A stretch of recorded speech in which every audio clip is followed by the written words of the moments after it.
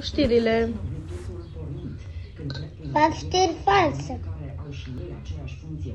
Dar tu de unde știi?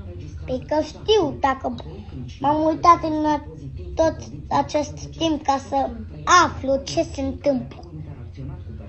Și atunci am aflat că fac știri false. Da. Da.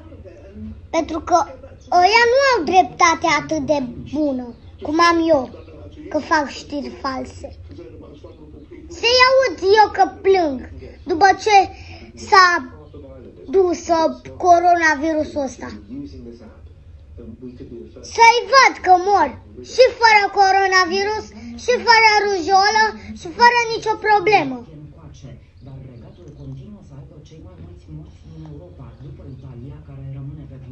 Dar tu de ce ești așa nervoasă? Sunt nervoasă că nu pot să mă duc la mall de coronavirusul ăsta.